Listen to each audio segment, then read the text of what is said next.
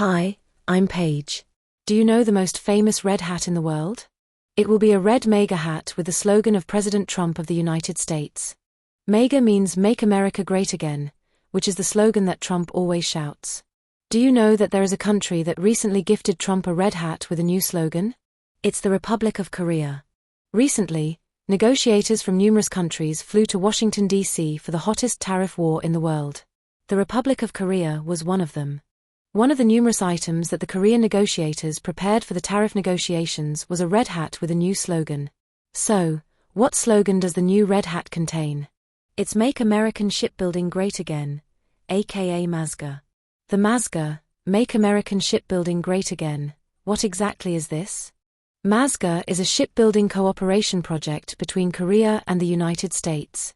It was one of the cards offered by the Korean government for the Korea-US tariff negotiations. U.S. Secretary of Commerce Howard Rutnick was very satisfied with MASGA proposal by Trade, Industry, and Energy Secretary Kim Jong-kwon. So, why does the U.S. shipbuilding industry need Korea's help? This can be seen from the current situation in the U.S. shipbuilding industry. The situation in the shipbuilding industry in the United States is very critical. Currently, most shipyards in the United States are focusing on the production of warships, and the commercial ship sector is very weak. In the field of warship manufacturing, it is currently barely maintained by cutting-edge warships such as nuclear aircraft carriers and Aegis ships, but the merchant ship sector has actually been lost. U.S. shipyards are currently facing a shortage of skilled workers, aging equipment, and the avoidance of young people due to low wages. This is resulting in a workforce gap that is deepening, resulting in delays in maintenance and flight schedules. In fact, the recent delay in repairs to the carrier to replace the mission has forced the U.S. Abraham Lincoln to stay in the Middle East for 295 days, the longest period since the Cold War era.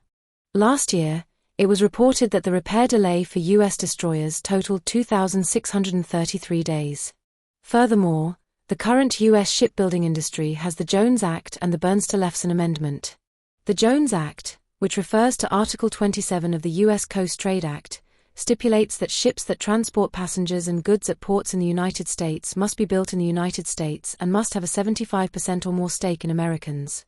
And that only ships with more than 75% of the capacity of American sailors on ships can operate. The Burns-Tollefson Amendment requires the United States to build its warships only at its shipyards.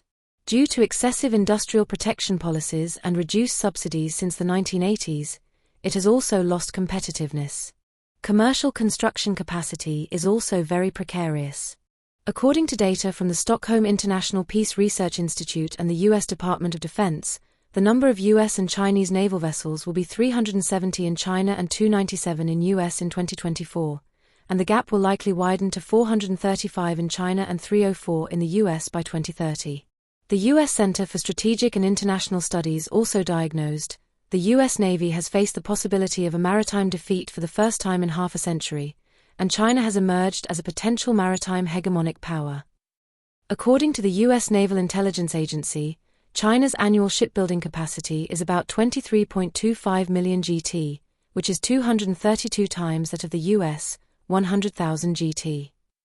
Also, of the 1910 ships ordered worldwide last year, only 2 were ordered by U.S. shipyards, and only 7 ships are currently built in the U.S., with a global share of less than 0.1%. In other words, the U.S. currently lags behind China in both quantity and quality.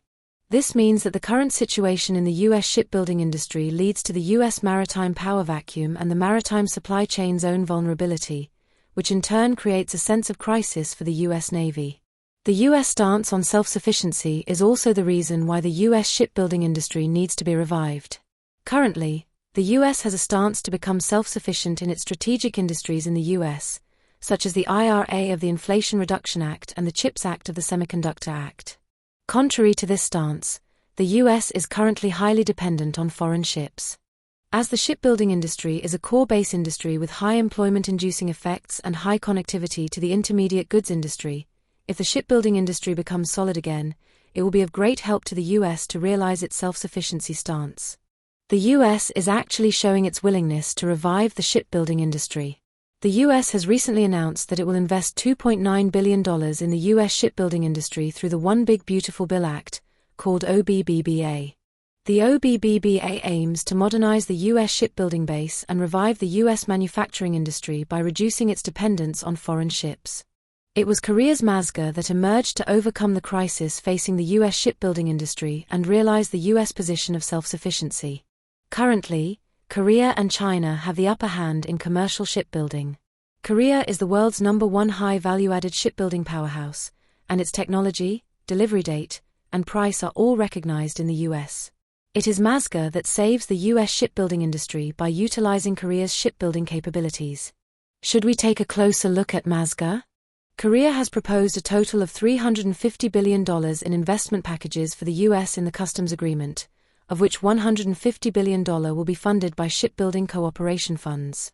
To this end, the Korean government is proposing specific measures such as making a promise to invest in the private shipbuilding industry in the U.S., implementing measures to provide financial packages such as loan guarantees, and reviewing support for public financial institutions such as the Korea Export-Import Bank and the Korea Trade Insurance Corporation.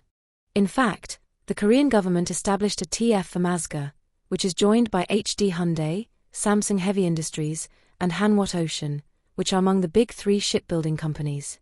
They plan to acquire small and medium-sized shipyards in Korea, convert them into U.S. Navy-specific shipyards, establish and acquire local merchant shipyards, and plan technology transfer. Among the big three shipbuilders, Hanwha Ocean is the most notable. Hanwha Group has continued to make aggressive investments, such as expanding its stake in Australian defence shipbuilders, as well as acquiring local shipyards in the U.S. This strategy serves as a focal point for the Korea-U.S. maritime defense cooperation and is considered a winner to determine the next 10 years of the K shipbuilding industry. In addition, they invested $100 million in acquisition of the U.S. Philly shipyard in early 2025, before the tariff negotiations even surfaced. Afterwards, they proposed to the Korean government that additional investment be made in the Hanwha Philly shipyard, transfer of technology to the local area, and train manpower for the sake of the MASGA.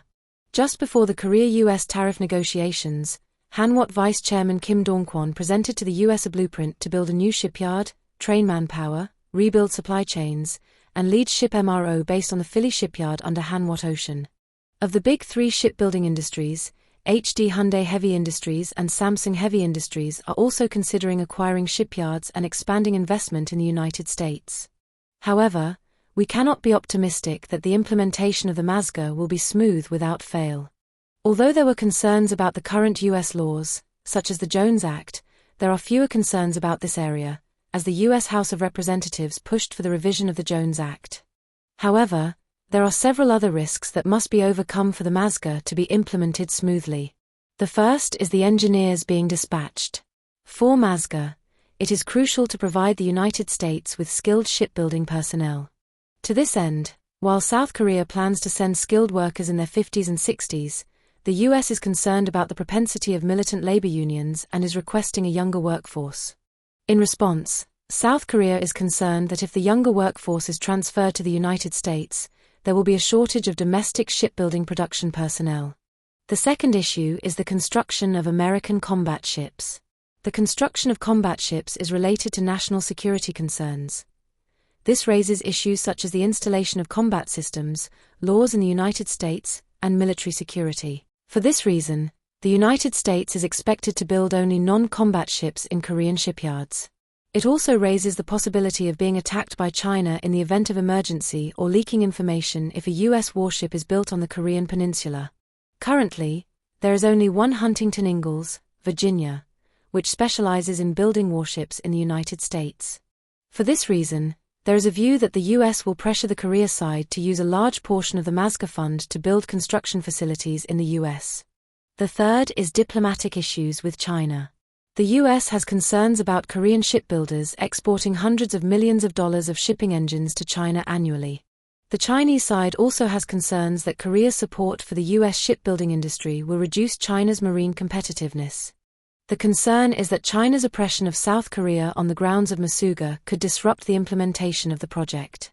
Fourth, concerns in Korea about the Korean shipbuilding industry.